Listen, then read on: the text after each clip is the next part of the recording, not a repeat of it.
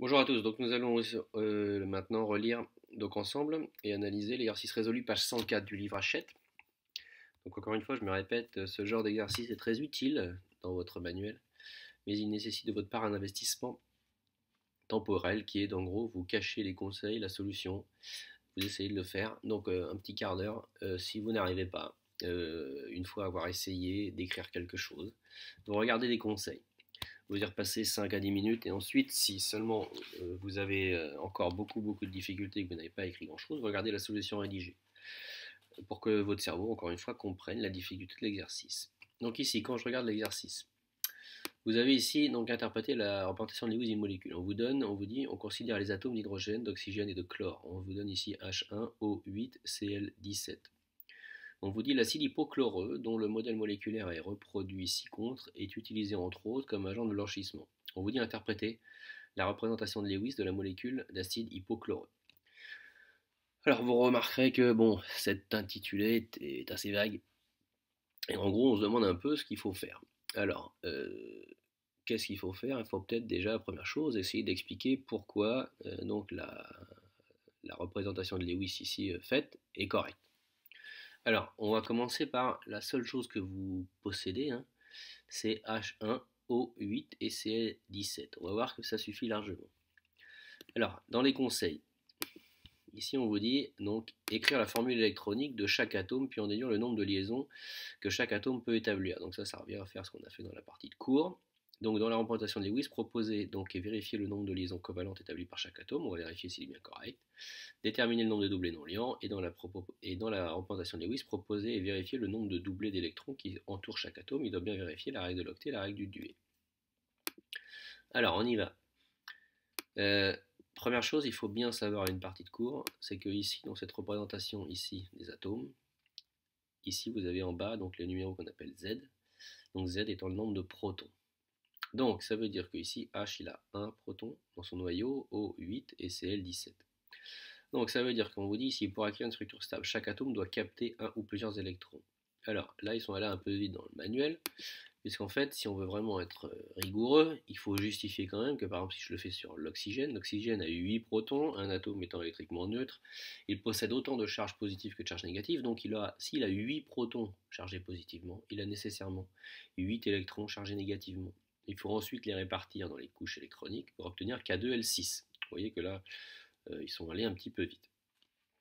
Une fois qu'on a K2L6, donc pour aller à 8, c'est-à-dire obtenir la structure électronique du gaz rare le plus proche, K2L8, donc il lui manque 8-6, 2 électrons pour obtenir un octet électronique. Il peut donc former 2 liaisons. Vous faites la même chose pour l'hydrogène. L'hydrogène, lui, c'est un peu particulier puisque lui, on parle de règle du duet. Donc il lui manque, et pour aller à 2, ici K2, donc la structure électronique du gaz rare la plus proche, il lui manque un électron. Donc il va faire une liaison, 2 liaisons. Et pour le chlore, si vous faites K2L8M7, donc la structure électronique sera K2L8M8, il va donc lui manquer un électron. Donc il fera une liaison. Donc si je prends la structure électronique ici, on regarde déjà première chose. L'hydrogène, est-ce qu'il fait une liaison? Oui. L'oxygène, est-ce qu'il fait 2 liaisons? On voit bien les 2 liaisons ici. Là, ils sont donnés dans le sujet. Et enfin, pour le chlore, il fait bien une seule liaison. Il est bien en périphérie. Il fait la liaison du chlore. Donc ça, c'est déjà vérifié. Ensuite,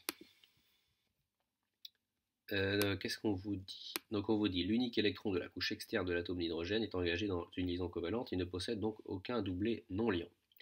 Effectivement, si ici, je vous remontre ici, il a un électron externe. Si cet électron externe est engagé dans une liaison, il n'en reste plus pour faire des doublés non liants. L'oxygène, lui, on a dit 2 liaisons, puisqu'il manquait 2 électrons. Donc parmi les 6 électrons externes qu'il y a là, il y en a 2 qui vont servir à faire la liaison, donc il va en rester 4.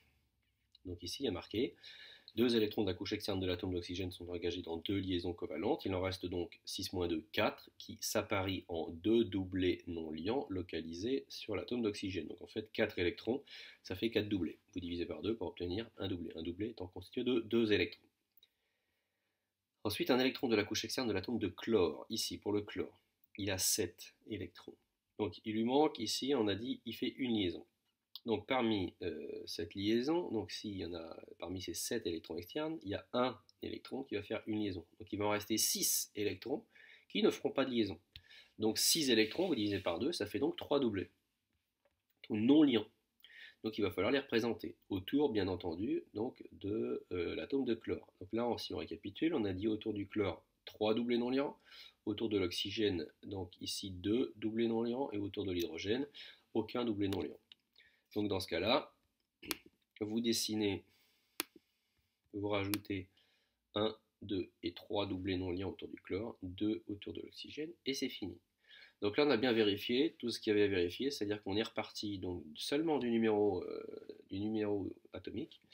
On en a déduit le nombre d'électrons, on a déduit les structures, on en a déduit donc à l'aide de la règle de l'octet, la règle du Dewey, donc qu'il fallait un certain nombre de liaisons. On en a déduit ensuite le nombre de doublés non liants.